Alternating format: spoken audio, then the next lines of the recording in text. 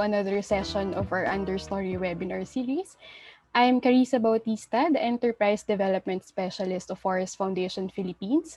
So for the next two sessions, we will be talking about the Sustainable Livelihood Program of Forest Foundation Philippines, and we'll also get to know more about our partners in the landscapes who implements or have implemented sustainable livelihood programs in partnership with communities. All right, so I hope our attendees here in Zoom, as well as our viewers in our Facebook page, are doing well this afternoon despite yung tuloy-tuloy na ulan the whole week. It will be an exciting discussion with our fellow organizations and social entrepreneur partners.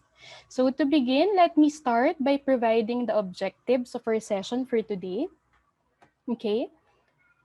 Uh, so we have three objectives for our session. First, of course, is to share the importance of sustainable livelihoods in forest conservation, also to share the Sustainable Livelihood Program of Forest Foundation Philippines.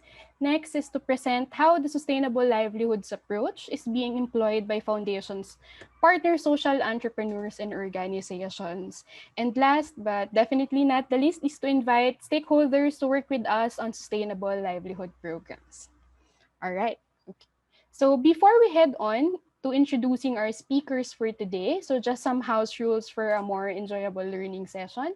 So as participants to the webinar, you will have restricted audio and video access, and communication will only be possible via the comment section on Facebook.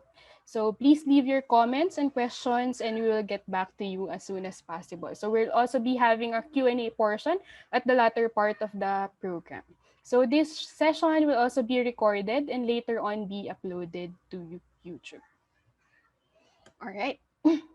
So for today, we'll be having three topics to discuss. So I'll start by presenting the Sustainable Livelihood Program of Forest Foundation Philippines, to be followed by Mr. Renante Salcedo, the former program coordinator of our project with Cord8 Philippines, and on integrating sustainable livelihoods and watershed management. And last, we'll hear a presentation from Mr. Jamir Ocampo on catalyzing community and forest-based enterprises. He is one of the founder of Roots Collective. Okay, so perhaps some of you are already familiar with the foundation and the work that we do. Of course, yung ilan sa mga ating audiences na naka-attend rin ng mga earlier webinar, Understory webinar series namin. But just for a quick introduction, Forest Foundation Philippines was established in 2002 under two bilateral agreements between the governments of the United States of America and the Philippines. So we are a non-profit organization that provides grant to organizations that empower the people to protect and conserve the forest. So consistent to our program plan, the foundation has four target outcomes, which includes grow forest with an ultimate goal of enhance forest ecosystems that provide products and services, grow livelihoods geared towards improved community livelihoods, which we will discuss today, and grow partnerships that aims to strengthen stakeholders and grow advocates that provide support for enhanced knowledge management and advocacy. So to add, the work of Forest Foundation Philippines is focused on our four focal landscapes chosen due to their ecological importance, which includes Sierra Madre, Samar and Leyte, Palawan, and Bukidnon and Misamis Oriental. All right, so moving on, in this session, we will delve deeply on the Sustainable Livelihood Program of the Foundation. Improving community livelihoods is very important to ensure that our forest conservation efforts will be sustained by our community partners even after the project support. So the Sustainable Livelihood Program of the Foundation follows the Sustainable Livelihood approach developed by the Department of International Development, which analyzes the community's assets, the strategies where they make a living, its context, and the factors that makes their livelihood vulnerable to stress and shocks, including factors that affect their livelihood. So to understand further the SLA, so let's start with discussing the 5 livelihood assets of the communities. So the sustainable livelihood approach emphasizes na ang assets ng communities also includes the intangible ones, such as their skill sets, knowledge and trainings, which comprises human capital. It also look at the richness of their social capital through networks and connections, formal and informal groups, mechanisms for participation in decision making, and leadership skills. On the other hand, it also takes in high value on understanding their natural capital, land and produce, water and aquatic resources, forest and forest products, and environmental services. And of course, financial and physical capital, which includes, for financial capital, includes income and wages, as well as savings, and and physical capital, which includes infrastructure such as roads, buildings, as well as tools and technology and equipment. So the strategy, next slide, please. So the strategy towards improving community livelihoods are geared towards the identification and improvement of the earlier assets that we discussed. So cognizant to this is the need also to identify what are the vulnerabilities affecting the access to these assets, such as yung shocks in seasonality and other trends. In the sustainable livelihood framework, we also look at the lack or the presence of enabling policies and how this influence and affects the promotion and access of these assets. It analyzes how culture and tradition plays a role in developing livelihoods, as well as support from several mandated agencies. So after identifying and understanding these livelihood assets, we craft livelihood strategies in a holistic perspective in partnership with communities in order to achieve our desired outcome of increase in income, sustainable research management, etc. All right, so there, I hope you were able to have a quick overview of our livelihood strategy. And now let me present the activities and outputs that can be supported under the Grow Livelihoods outcome. So first in the list is the participatory action research, analysis, and development of sustainable livelihood options. So under this outcome, we provide support towards establishing the analysis of the capital assets and how it affects the livelihood options, as well as mga community planning to pursue sustainable livelihood strategies. This can also be supported. So next would be support for community enterprises in partner communities linked to markets and other stakeholders. So under this output, no, we support, the support is extended to conducting market and feasibility studies for the identified livelihood or the enterprise option, value chain analysis, and others. We also support the conduct of capacity and capability development activities to spring up operation and sustain community enterprises. So next is the interventions on sustainable livelihoods, including enabling policies and programs for community enterprises. So under this, we support the conduct of studies on the value of forest landscape services, mechanisms that will provide incentives to those who maintain the ecosystem's ability to provide services, and identification and rolling out of financing options for sustainable landscapes, such as the Payment for Ecosystem Scheme, RED Plus, incentivizing watershed protection services, ecotourism, and other innovative designs to finance reduced deforestation and degradation. Okay, so to help you further understand how these activities are integrated and how the sustainable livelihood approach is being operationalized by our partners, let us see some of the project examples. So first is our project with Bayan Academy, titled Development of Community and Forest-Based Social Enterprises. So this project is focused on assisting 4 community enterprises in the landscape of Samar and Palawan, for communities engaged in honey, cocoa products, teak weaving, and ecotourism. So the project aims to develop these enterprises further to increase profit that will fund the forest conservation efforts of the communities. So at the onset, nagkaroon yung project ng opportunity seeking and screening for some sort of livelihood asset assessment to identify what are the external opportunities and threats affecting the area. Also, the key elements of the project include strong organizational and social entrepreneurship development trainings, improvement in the overall quality, delivery, and price system of the enterprises, and strengthening of institutional programs to support forest-based social enterprises, which was done in partnership with the provincial local government units of the respective province. And as during the pandemic, in-assess din ng Bayan Academy yung mga enterprises to do business continuity planning. Okay, so next is our project with the Palawan Center for Appropriate Rural Technology or PICART on enhancing biodiversity through social enterprise development. So this project with PICART is actually a convergence project titled Star Trek with other funding institutions such as Peace and Equity Foundation, FPE, and FSSI. So this project is focused on improving community livelihoods while protecting and preserving the biodiversity of the two key biodiversity areas in northern Palawan. So some of the outcomes of the project includes the formation of community organizations committed to pursuing sustainable livelihood and environmental initiatives, and also the delineation of production from protected areas, which has clarified to the communities the bounds where production areas can be allowed. And there has also been a conduct of biodiversity assessment that help heighten the community's environmental awareness. And it also promote income diversification and establishment of community savings mechanisms.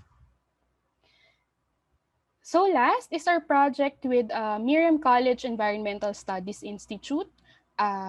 So this project aims to empower the community by tapping existing local organizations and organizing new ones, then building their capacities to be able to manage and protect the forest through sustainable livelihoods. So this project with Miriam ESI, very apparent how the project was able to develop partnership and expands the network of the partner communities through different partnerships with academe and the LGU. There also has been series of enterprise development trainings and market linking through the assistance of Miriam ESI. So we formed a cooperative named Empowered Liban Cooperative, which is now engaged on production of turmeric and other turmeric derivatives. All right, so in the next session of our two-part series on sustainable livelihoods, you'll get to know more about projects naman focused on non-timber forest products and coffee in the landscape of Bukidnon and Misamis Oriental. But at this point, we'll be moving on with our two speakers today so they can also share first-hand experiences on how they implement sustainable livelihood programs with partner communities. So let me introduce our first speaker. So our first speaker has more than 20 years of experience in community development, working with indigenous peoples, farmers, and fisher folks in northern Mindanao, Caraga, and Palawan. So he has expertise in the field of community-based resource management, watershed protection, social enterprises, and climate change adaptation. He also did several studies related to lands, payment for ecosystem services, and community economic development. So let us welcome Mr. Renante Salcedo. Hi, Sir Stanley. Good afternoon po. Good afternoon, everyone. Thank you, Ms. Karissa, for the introduction. And I also thank the Forest Foundation for giving us opportunities to share our experiences and learnings in our project in Coron, Palawan. So let me share my screen. So I'll be discussing on integrating sustainable livelihoods in watershed management, the Coron Palawan experience. So we have a project with a Forest Foundation that started in 2018 and it ended last year, 2020, on integrated watershed management in the ancestral domain of Tara Vida Vista and Malawig in Coron, Palawan. By the way, CORD8 is an international NGO that started its intervention in Coron, Palawan after Typhoon Yolanda. So from rehabilitation, tuloy-tuloy na siya patungo sa resilience building, including yung livelihood development. Last December 2020, nag-end po yung kanyang program dito sa Philippines kasi nag-shift siya to somewhere in Africa and Middle East. So yung kan ko rin, even then, in my own capacity, I still actively supports yung isang partner namin doon, yung Calamianes Resilience Network, sa pagpapatuloy ng mga ginagawa for resilience building on the whole Calamianes. So, zooming in sa project, yung context and issues when we came there, yung project site natin it's an island fishing community of Tagbanlo, indigenous peoples na in Coron, Palawan. So yung ancestral domain po nila ay kasama doon ang ancestral waters, no, sa 3 barangay. So as you can see in the screen, no, they have high poverty incidence and malnutrition of children. So yun yung nakita namin. They are experiencing climate-induced hazards, typhoon, long dry season, and sea level rise. So na-observe na rin na may may pagtaas na ng tubig dagat kasi yung mga deep well nila ay umaalat na, no? Yung especially yung mga doon malapit sa dagat. They're also experiencing human-induced hazards, slash and burn, farming, timber poaching, mangrove cutting that contributes to decreasing forest and mangrove cover, soil erosion, high water runoff, fish habitat degradation.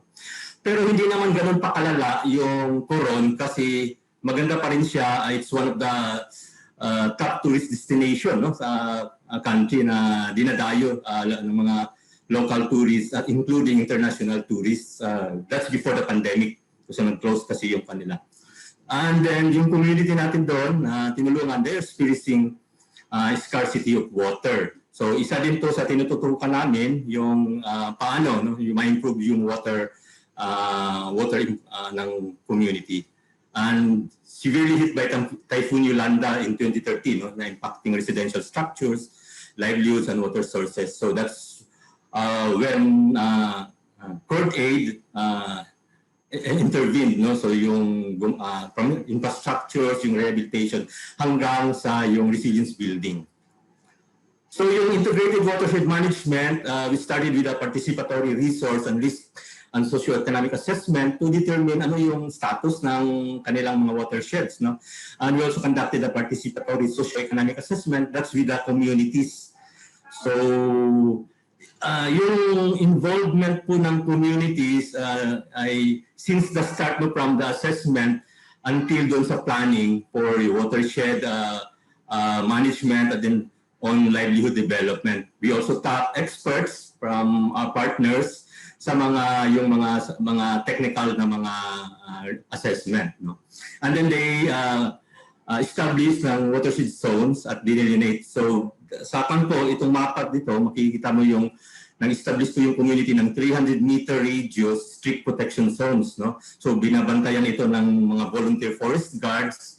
So makita nyo sa tatlong barangay, no, ng Malawi, Binavista at saka ng Tara. So this is also with the policies na ginawa ng community, no, and supported with our partners from the DNR and the NCIP. So ito importante yung community organizing, capacity building, and planning. So we have organizing at capacity building for livelihood groups. Meron din tayong organizing, capacity building, and management planning for the watershed management committee groups. No? So yung nagbabantay, so dalawa yung natin. May mga livelihood groups at saka yung watershed management groups. No? So mostly yung livelihood groups are composed of women. No? So you can see in the picture. So then we conducted yung mga watershed rehabilitation and protection both sa forest at saka yung sa upland, no? Sa upland at saka yung sa mangroves areas using endemic tree species, no, yung nandun lang sa area. No? So we are not introducing actually yung mga species that are coming from the outside. No? So ito as part of climate change adaptation and disaster risk reduction, isa sa ginawa din namin yung 3R approach, no? Yung technology ng water recharge, retention, and reuse. If you can see in the picture, yung gully trap application is a very simple lang na technology. Yung mga creeks po, no? Yung mga creeks doon, mga daluyan ng tubig ay nilalagyan nila ng mga bato-bato para yung tubig ay hindi will not go directly to the sa dagat.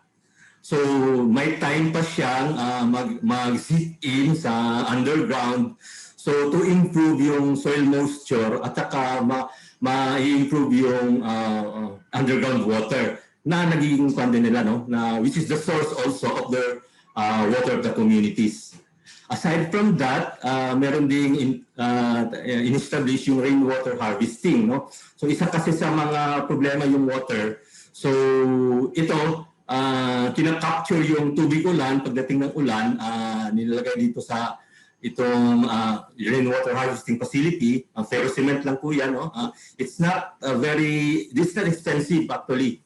No? So in-install ito sa mga structures doon na mayroong mga galvanized iron na GI sheets, no, yung mga pan. Yung iba kasi mga bahay is nipa yung kanilang pan, yung roofing. So we in-establish natin diyan. So pagdating nung medyo may scarcity ng tubig, especially during summer or flood, meron silang makukuha pang tubig from the rain. No? So it's actually part of the resilience building also. And on the distribution of water naman, we improve yung water system from level 2 kasi yung mga communities noon, in-improve natin sa level 3. So dalawang barangay ay nasa yung level 3 na water system. No? So nag-improve yung nasa bahay-bahay na. And then yung mabawasa yung Barangay Water and Sanitation Association dito ay kumikita na rin. No? They're gaining revenues from collecting water fees from the residents. No? So tuloy-tuloy na they started last year and the other year on this one. So this is also part of the enterprise, no, community enterprise, providing water to the communities. And of course, we strengthen yung collaboration and resilience advocacy among the partners sa lahat po ng mga partners na may resilience na vision sa Calamianes. We collaborated and strengthened those partnerships. This is also with the Calamianes Resilience Network, our local partners there, na composed of around 40, no? More than 40 organizations from the national government agencies.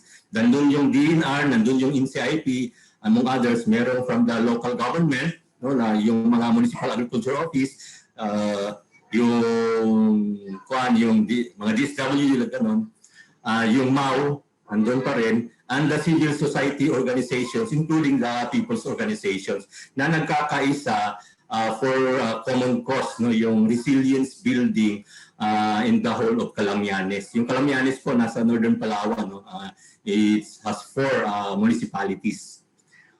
And then ito, yung establishment po ng eco-friendly na mga livelihood activities. No? So ito, yung isa dito, yung pandan handicraft na ginagawa ng mga kababaihan, no, ng mga IPs doon. So, noon kasi yung pandan, yung traditional na kasi sa kanila yung maghahabi, weaving, yung sleeping mats, no? So, in-improve natin to together with the DTI, product development. So, nag-diversify po ang kanilang produkto. Meron na silang mga bags at mga accessories in different sizes, no, na pinopromote nila sa trade fairs at saka binibenta nila sa mga souvenir shops sa Coron. No? At meron ding mga individual na mga yung nag-order sa kanila.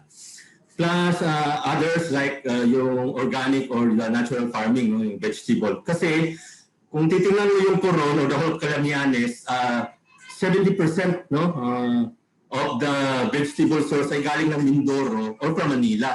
So very few lang yung vegetable. So we also promote na dapat yung mag-vegetable farming sila organically, yung natural na farming. Na ibenta nila sa merkado, sa bayan, yung sa mga restaurants. No? So ganon yung vision. Okay. Ito, no, livelihood, may yung hindi ko makita. Livelihood, yung mga income diversification, its nature actually providing sa communities. No?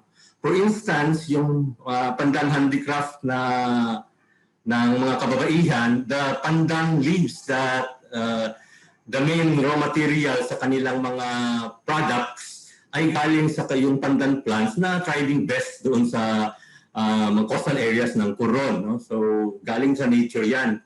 So, yung natural vegetable gardening naman, yung good soil na conditions ng sa farm nila ay pa rin, epekto, dulot na rin ng nature.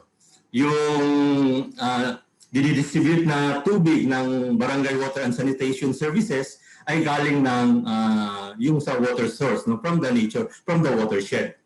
Yung mga seedling nursery na source din ng nursery, may nag-kunin sa kanila, no, na ano yun, they are buying from them, ay galing din sa watershed areas, yung mga endemic. Tapos hindi po sila gumagamit ng yung plastic na seed bags, no, seedling bags, but yung mga bamboo na nandun dun sa area nila. So these are all yung mga livelihood na mga interventions na ginagawa ng community din, no, na pinapatuloy nila ay coming from the nature.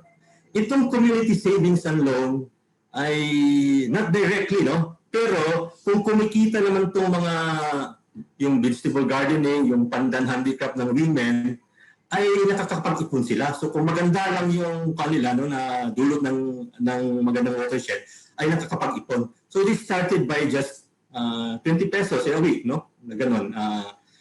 Nagsishare sila yung mga, mostly women. Okay.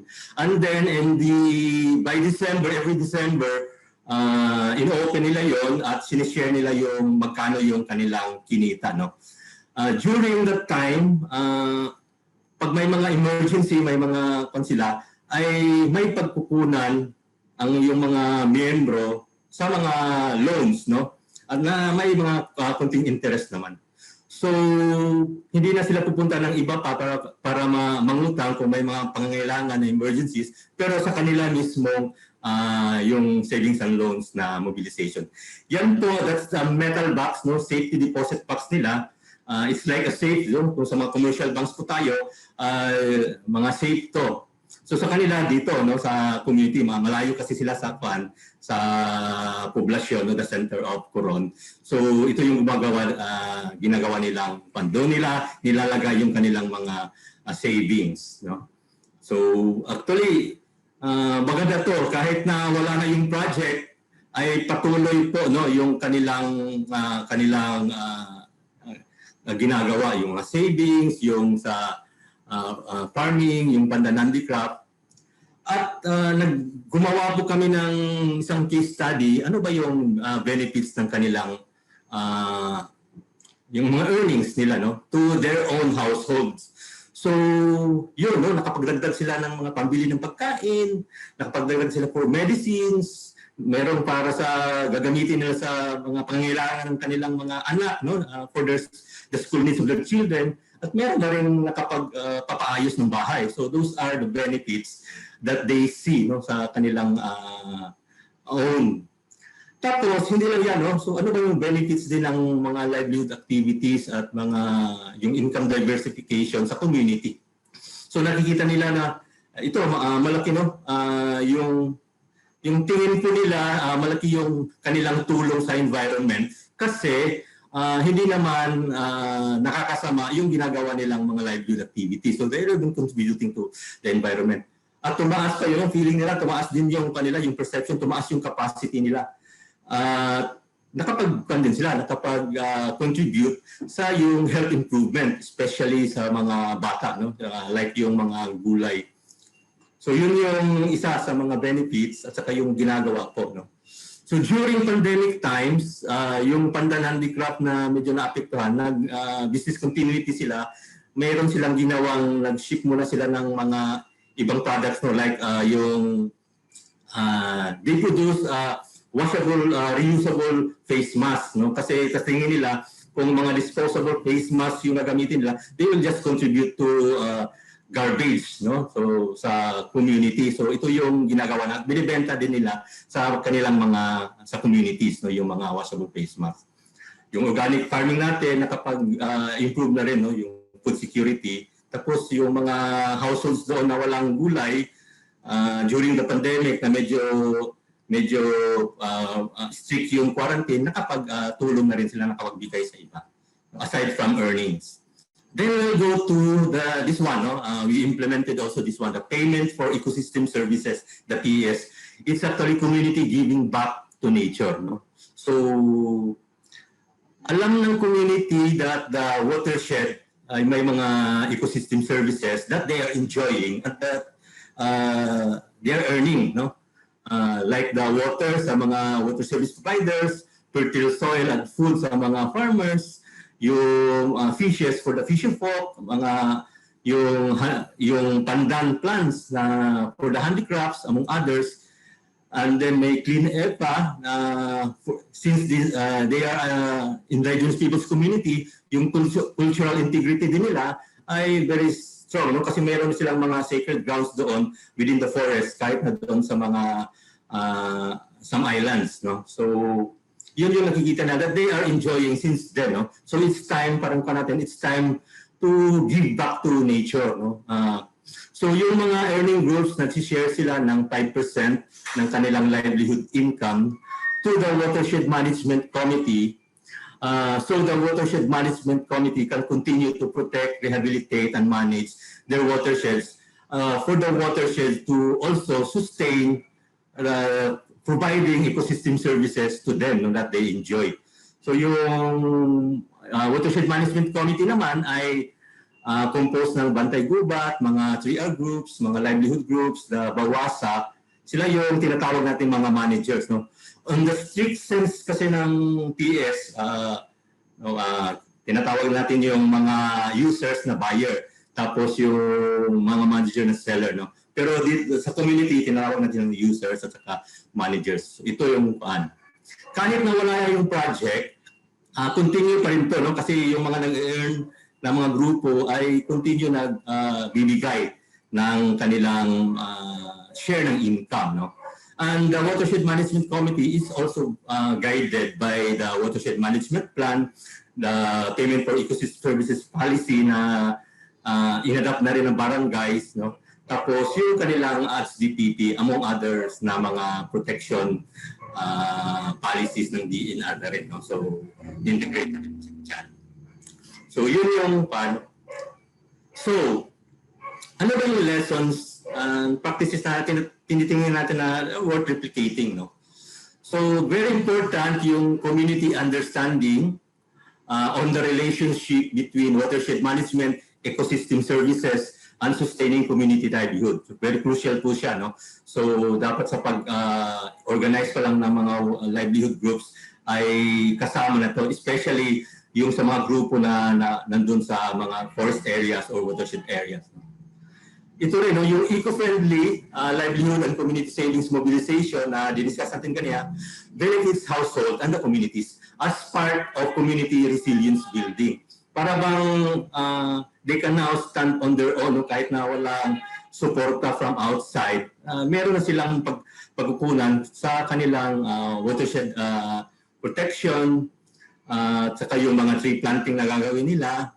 So nagagamit na nila yung kanilang mga savings na nakukolektan. Then yung PES, yung Payment for Ecosystem Services, is a strategy of sustaining watershed management and livelihood. So yun yung nakikita natin pwede sa mga groups, no?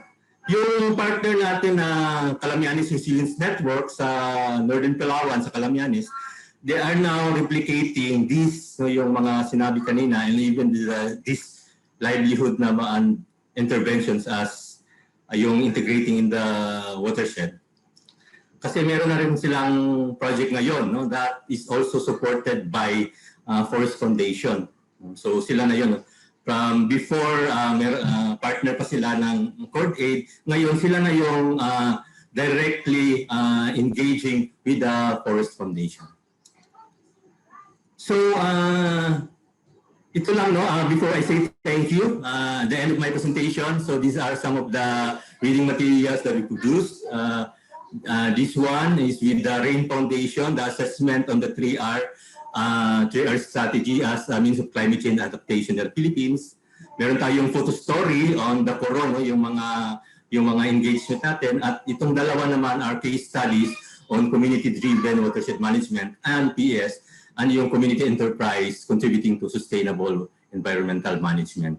So, thank you very much, and thank you for listening. Back to you, Ms. Karissa. All right. Thank you, Sir Stanley, no, for sharing your experiences and the experiences of Cord Aid on building community resilience, introducing payment for ecosystem services, and yung diversity, sir, no, ng sustainable livelihoods that was introduced for the community. Very apparent kung paanong yung community and other stakeholder collaborations was very helpful in strengthening yung sustainable livelihood and also help improve the overall quality of the communities. All right. So proceeding to our next speaker. So our next speaker is a social entrepreneur and owner of Chaalaya, which produces premium tea collections that are uniquely Filipino using local herbs, fruits, and spices. So he is also one of the entrepreneur who started Roots Collective, a collective of entrepreneurs working together to develop enterprises and community for growth by providing market access, capacity building, and funding opportunities. All right. So let me welcome Mr. Jamir Ocampo. Hi, Jamir. Magandang hapon. Hello, magandang hapon. So magandang hapon po sa inyo. Again, thank you for the time and also for this platform, Forest Foundation, for sharing the story of this continuous effort, no, to link livelihood with our forest conservation even during this time of pandemic. Sa mga nakikinig po, pwede nyo pong para mas mabilis po, you can also check on Roots Collective, whether Instagram or in our website, so you would know more about this collective of social entrepreneurs. On a nutshell, we started as a workspace pre-pandemic, but then after all this, what this pandemic happened, we turned to an online commerce hub for most creative entrepreneurs, startups, and social entrepreneurs to basically help them access the market and also to support them in distribution. So currently, we are also organizing ourselves as now as an association, but there's also a program for a cooperative. You can discuss more. You can check more of our group, Roots Collective PH, in our website. So you get to know also more of our products and also of our social enterprise fellows via Instagram or Facebook. But for this afternoon, let me share the social mission behind this association of entreps. Next slide. So currently, we are around about a working number of 80 entrepreneur fellows. Most are actually youth-led social enterprises, not just social enterprises, but basically creative startups. And the vision is really to create this hub to support our young entrepreneurs in both accessing the market and also engaging community partners to really help them create social impacts in terms of their businesses. Next slide. So this is basically a framework on how we try to create impact in terms of being a social enterprise. Now, just a quick run through for us how we see how the roots entrepreneurs perceive impact in terms of livelihood development. There are three areas that we want to focus in when it comes to livelihood partnership. We mobilize our own entrepreneurs to tackle on the street facts. First is to help develop a product for our grassroots partners, because it really starts for us with a strong product, whether that's any type of product that also matches the entrepreneur. Second is we also work on what exactly mga small assets that they will need to create these products. And also third is to also help prepare grassroots partners to be viable business partners in terms of purchases, also in terms of process quality. So we'll discuss more of this, how we deliver this kind of program through the Forest Foundation project. Next slide. So for us, in terms of our social impact, our social mission is currently Roots Collective has this rich network of entrepreneurs, no? Of startups, of social enterprises. So what we want is to basically cross-pollinate to tap this network of social entrepreneurs, of those traditional startups, of those creatives who have businesses, anyone who really wants to focus on building up their own startups, and interested on how they can use their business startups, on how they can use their products to create deeper social impact. And that's how what we do that is we try to connect them. Basically, it's a basic connection on how we can match them to a specific grassroots community who are also looking for markets, who are looking for partners who can value add, no, in terms of product development, in terms of good design. Kasi usually, alam naman natin when we work with grassroots communities, ang focus niyan raw material production. No? However, hindi ganun yung inclusion or yung savviness when it comes to developing a brand or developing a viable, no, a sellable product. That's not the forte. The forte of most grassroots producers are really coming up with reliable supply of the products or to processing. So this is where social enterprises or traditional startups comes in, on how to partner with them to really be a market for their products. This is where also the Civil project comes in. So this is just a basic proposition. What will happen if we really try to match a specific entrepreneur, a specific social enterprise who have established brand or who have an established market presence to a particular community. So this is also where, sige next, pa-click na lang din, Car. This is also where the partnership happened for Forest Foundation in terms of the CBOL program. It's basically tapping certain entrepreneurs, social entrepreneurs, to be not just a buyer, but more so to be a trainer, resource person, and basically a livelihood partner in developing unique products with these particular communities. We focus on Forest Foundation on two areas: Aurora with the Dumaga tribes, the product matching focus on non-forest product, especially on some fiber that they can use for weaving. That's mga traditional natural fibers is being used by Pandan. Also, they have bananas. They have I forgot. They also have rattan. So what we did is when there's what's exactly the Aurora community ko, ano yung ginagawa ng Aurora community. So we try to match them with a particular entrepreneur in the Roots Network who are actually looking for this natural fibers that they can use also for high value product. And we found Habi. This is basically also a modern weaving company who focus first on shoes and upcycling products. And we also have Woven, is also known with modernizing badig products and now venturing also to natural fibers. So this is what the specific entrepreneurs we tap. We also tap, by the way, also Balay Kamay for Aurora, who's Balay Kamay is more of a carpentry product.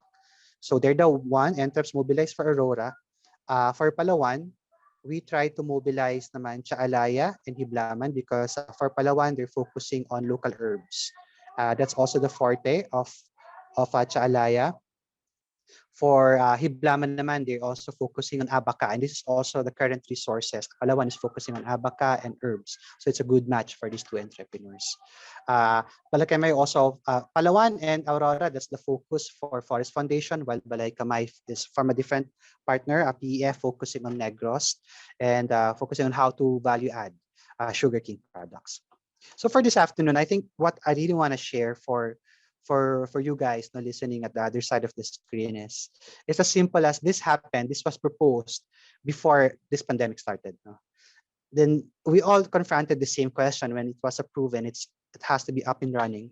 It was implemented last 2020 during the height of this pandemic. And it's just the basic question now is how do we organize livelihood during pandemic? Because most of us are not actually based in these grassroots communities. We are based in Manila.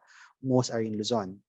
So it's just a puzzle that we have to unravel and we have to discover in front of previous months. And this is basically the simple lessons and insights we want to share for this afternoon. What did we learn so far on how to implement livelihood training, livelihood programs on a pandemic context? And so next, so what we've learned so far, okay, I've seen a while ago, we discussed we want to develop products, we want to develop business partnership, but we can't fly there. We can't also go for the field. The usual, diba? The usual livelihood training or livelihood project. We have our trainers, we have our entrepreneurs going into the field and really doing the field work and investigation. But we cannot. We cannot fly to Palawan and Aurora. So the first adjustment is really to understand your localized team. We There's also a good model for Forest Foundation to, before you do your livelihood project, is to really build the ownership with the community and really establish a formal level of agreement.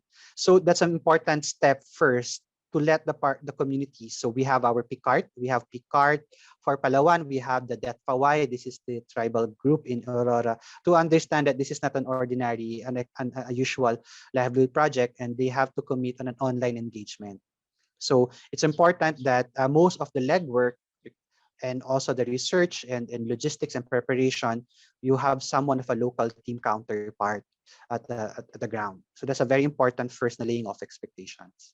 Second, so once you really establish your local teams and you unlike before, no, na it's really the Manila based or a national based researchers that has to prepare everything. You need to establish first the local team who will organize this type of setup. As you can see here, diba, we have been seeing like this. It's an online webinar, no? It's a digital platform, but this is not gonna happen for grassroots communities, at least for my experience. You can't go fully online, and you have to find ways for this online interaction to be more supportive of grassroots partners across ages and across sectors. So this is something we have to figure out with the community partners, that uh, we cannot see each other. So what we could do in lieu of that is to have a regular online interaction, whether just simple phone calls, online work, and Zoom calls. So that's something we need to clarify first, that this partnership will happen on an online engagement. Okay. With that, once we get our commitment and partners, it's between the two, between our entrepreneur and the grassroots partners of Forest Foundation, then we can pursue the next track, which is basically, next slide, focusing on coming up with this hybrid livelihood training. Just focusing more on online validation and an offline fieldwork. What do we mean by here? So we didn't get fully on this. There's an online. We set up a number of online workshop engagement, but it's so important that at the other end of the community partner, that we create a physical safe space with all the pandemic cost restrictions, health protocols, and health monitoring. They still need a small group assembly. So the usual formula that we're able to come up is, we still do our training, our workshops, our planning with our online through online engagement. So you could see here, see Denise of Hiblaman working on Abaca and trying to relate that. And we set up to our local team an actual workshop engagement where we facilitate that through just the screen with our community partners. So sila yung nandoon for the assembly. But even before this happened, this is really more of a validation workshop. There has to be a series of a fieldwork by our local team to really get all the business information that we need to create a viable partnership. So this is basically the compromise on how to build both capacity building and most especially relationship with grassroots partners. There's really an adjustment on both sides, but also on the grassroots partners to get to know us and to really plan via this kind of online method. Okay, next. So these are just some, but when done right, and when really there's an active facilitation sa baba, when you still have your local facilitator and there's still a decent level of online planning where you have your entrepreneurs giving insights, somehow it can still be a good a substitute for actual planning. And also we've learned also there's savings with what happened with this kind of program implementation, that you can actually arrive on a specific product even with this kind of online engagement. So what you're seeing now are the workshop products from the Detfaway community of Aurora. Now these are from the Dumagat tribe, and we simply asked them via an online workshop, can you please draw us possible, the designs that you always wanted, making use of rattan, and all other natural fibers in the area of Aurora. And what's basically your desired design product that we can add value and that our entrepreneurs at the other side of the screen can buy.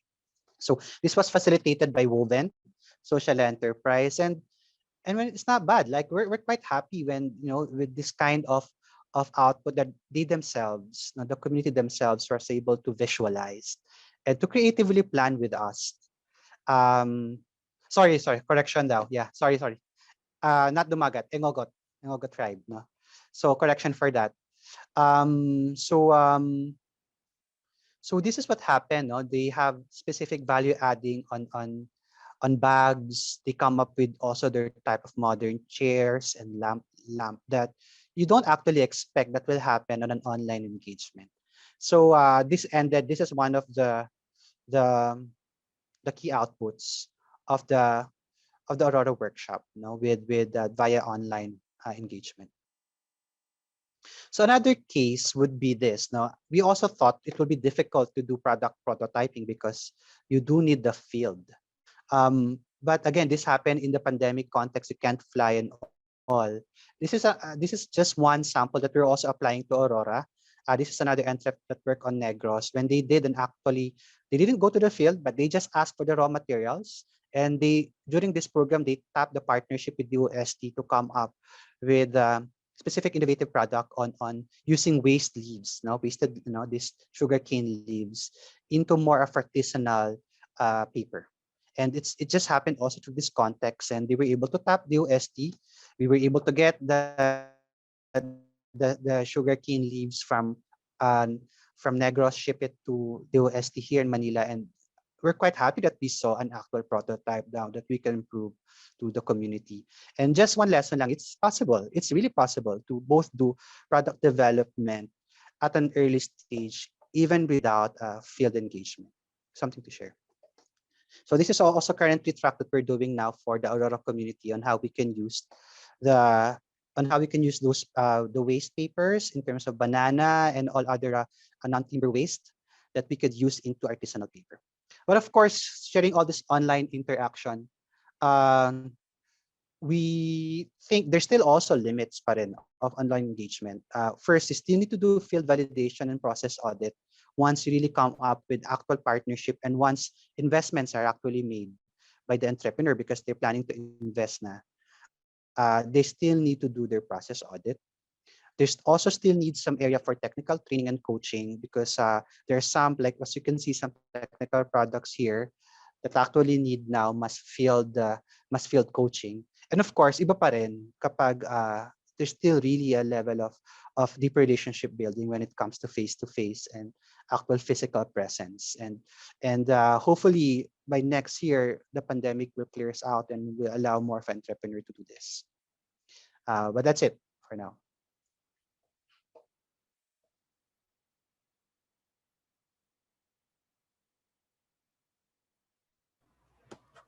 All right. Thank you, Jamir, for sharing the experience of the Roots Collective and the fellow social entrepreneurs who worked with two partner communities of the foundation, particularly one in Aurora, Detfaway, and one in Palawan, Picard. So our project with Roots Collective basically focused on assisting these two communities to be able to diversify their products and be able to have wider access to different markets, such as social enterprises who really possessed a strong network to be the market linkage of these communities.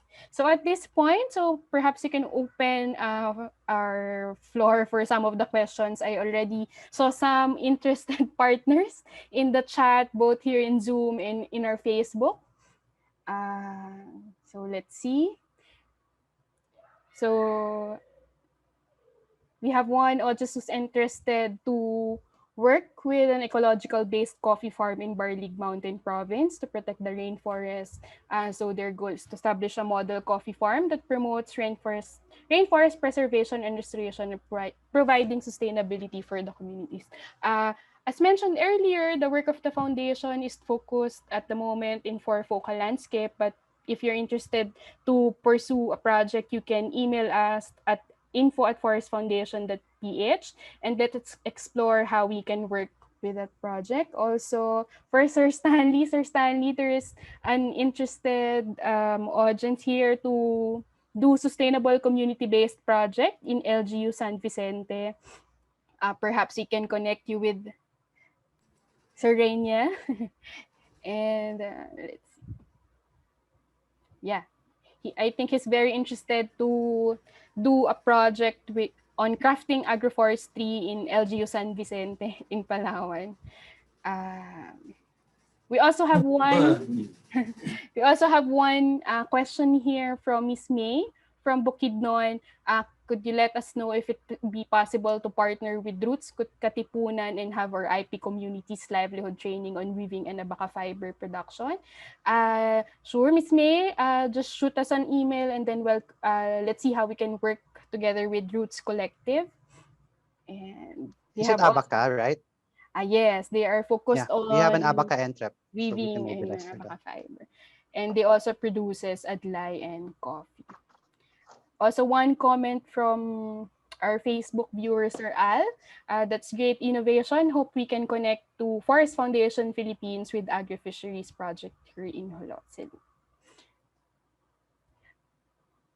All right. So another comment here from one of our FB viewers, si Sir Reniel ulit.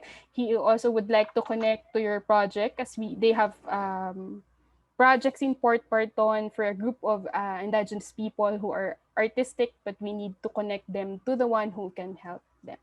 Sige. Yeah. So for interested proponent, definitely you can send us a message in our Facebook page at Forest Foundation Philippines, and you can email us at info@forestfoundation.ph so we can connect you with one another. And let's see how we can develop projects, sustainable livelihood programs and projects in your landscape. All right, so do we have other questions in the chat?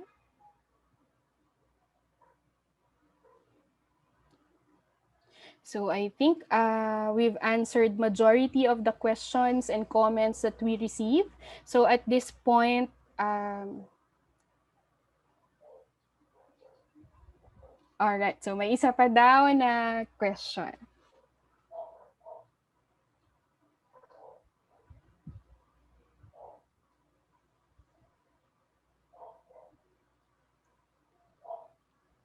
All right, so a question also from Ms. May. Does Forest Foundation have an existing seed banking on forest indigenous seeds? So at the moment, Ms. May, I think we don't have any project related to that, but we'll get in touch to check if meron kaming mga ganitong initiatives that we can link you. Yep, so perhaps we can connect you to some of our previous partners. We'll provide you more information on this after the webinar, Ms. May. All right. So thank you. Thank you once again, Jamir and Sir Stanley, for sharing your experiences working with our forest-dependent communities in the landscape of Palawan and Sierra Madre. So in the next session, we'll also be hearing stories from our community partners working at the Bukidnon and Misamis Oriental. Okay, so now as we move forward,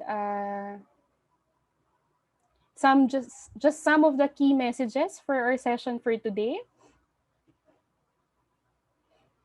So number one, of course, sustainable forest landscape require both the ecological resilience of the forest and the economic resilience of its stakeholder. Hence, the conservation efforts should be linked to and should be well supported by community enterprises. And of course, improvement of the livelihood assets of the communities should be grounded on the holistic perspective of determining the problems and opportunity, which is anchored on the sustainable livelihood approach as a key strategy of the sustainable livelihood program of the foundation. It's very apparent dun sa mga na-discuss nating projects how it started on assessing what are the livelihood assets and how we can improve these assets to be able to develop sustainable livelihood strategies that will benefit our communities. Next, participatory planning and community engagement are important strategies in developing sustainable livelihood programs. No, ito naipakita rin sa project natin sa CordEd as well as yung sa Roots Collective kung paanong dapat natin sinasama sa pagpaplano at sa mga planong gagawin yung ating community towards improving yung kanilang sustainable livelihood programs. And last would be collaboration with different stakeholders and capacity building are key elements in community empowerment. All right. So, do you have, if you have any project ideas on sustainable livelihoods in forest protection and conservation, please email us and apply for a grant. Particularly for the Sustainable Livelihood Program, we are looking for projects related to COVID-19 response and recovery to support adaptive strategies to mitigate further socioeconomic impacts to communities, and also projects that will increase community resilience and ensure food security, and replication of some of the successful social enterprise models that can diversify products and income stream of communities consistent with forest protection and conservation. So we also have here more specific call for proposals for our four focal landscapes. So for the landscape of Sierra Madre, so we are looking for some of the projects related to development of pilot models on crop diversification and alternatives to use of herbicides for corn-based farming in the uplands. Also, models on the engagement of lowland farmers, especially those with irrigation system and upland communities, for the development of water levies for watershed conservation, and also value-adding, processing, and marketing of agricultural products from the uplands to diversify and increase income, as well as promotion, product development, processing, and marketing of food from the wild forest as a source of income for our IP communities. And last would be establishment of legal and sustainable sources of plants and seed sources to address illegal collection and trading from the forest. So next, will be our call for proposals for Bukidnon and Misamis Oriental, which will be the highlight of the next understory for sustainable livelihood, which is the utilization of high value agroforestry crops and NTFP based commodities. So for Summer and Leyte, we're looking for projects for the utilization of high value agroforestry crops and NTFP based commodities, as well as promotion of sustainable livelihood practices, climate smart agriculture, and ensuring food security of communities. And lastly, for the landscape of Palawan, promotion also of sustainable agricultural practices and community resilience building and ensuring food security of the communities. So if you have project ideas related to this call for proposal, please do email us or message us on our Facebook page so we can assist you. So just a quick assessment guide to help our interested proponent in submitting their proposals for the foundation. So we have here 10 assessment guide that we look at in terms of sustainable livelihood programs. Of course, the project should be consistent to the Forest Foundation results framework, which we discussed earlier. And of course, it should be aligned to the sustainable livelihood framework and should have clear impact to forest and biodiversity. In addition, so the project should also be able to secure baseline information on resources to be utilized, as well as communities that will be supported. So the access and availability of baseline information is very important, as well as the availability of raw materials and or resources that will be used for the livelihood. So consistent with the indicators for the biodiversity friendly enterprises released by the DNR. So the method for extraction should not have an impact on the biodiversity, and the mechanisms for sustainability of the raw materials should also be in place, and it should promote the sustainable use of indigenous and traditional flora and fauna species, and of course should promote and can promote efficient use of renewable energy and materials. So permits for harvesting and production should also be obtained. Next would be the presence of safeguards. So the project has risk mechanisms to ensure that once the enterprise is operational and thriving, it will not have a negative impact on the forest and biodiversity. So yung sustainability mechanism should be in place even after the project term. Also, the project should be able to assess the competency of the livelihood team and the functionality of the people's organization that will be engaged in the project. And as much as possible, we also encourage that the project will include other enablers as part of ensuring the sustainability of the project. So the project should be able to develop linkage to mandated agencies, private sectors, or academic institutions in the landscape.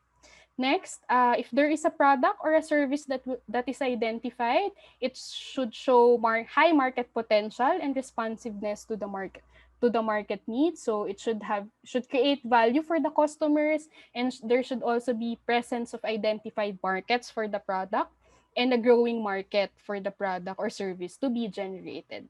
And last, and but not the least, of course, the reach and return. So the number of direct beneficiaries for the proposed product should be clear and should have high potential of increasing the income of the partner communities. All right, so apply for your interested proponent, please do apply a grant with us through submitting a grant application in our grants portal, www.grants.forestfoundation.ph. And for other grant inquiries, kindly send us an email to proposals@forestfoundation.ph or visit our website at www.forestfoundation.ph. So I guess that's all for today. Please answer the evaluation form and to get a certificate of attendance. So andito yung we'll be putting the link in the Facebook chat and here in Zoom. Perhaps if there are any last messages from our two speakers before we end our session, Sir Stan and Jamir. Yeah, you can Yes, check our website, Roots Collective. You'll know more about us. All right. thank you for this opportunity. Yung interested po, pwede nating i-connect doon sa Calamianes Resilience Network na nag-ooperate po doon sa Palawan. Yung kanina yung sa San Vicente for the technologies on.